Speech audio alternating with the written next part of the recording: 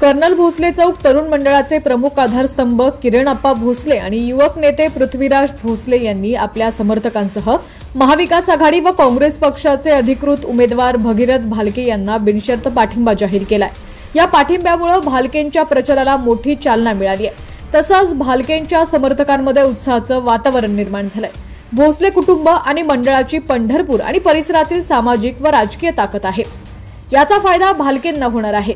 दुसरीकडे समाधान अवतळे यांना याचा फटका बसणार आहे।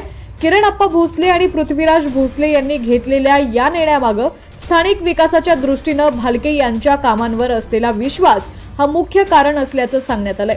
महाविकास आघाडीच्या समर्थकांनी या पाठिंब्याचं स्वागत केलंय। चॅनलवरती नवीन असाल आणि अजूनही HPN मराठी न्यूज चॅनलला सबस्क्राइब केलं नसेल तर नक्की सबस्क्राइब करा, जेणेकरून आमचे अपडेट्स लवकरात लवकर तुमच्यापर्यंत पोहोचतील। आणि तुम्हाला देखील काय वाटतं, कोण होणार पंढरपूर मंगळवेढा विधानसभेचा आमदार? कमेंट सेक्शन मध्ये तुमची प्रतिक्रिया देखील नक्की कळवा।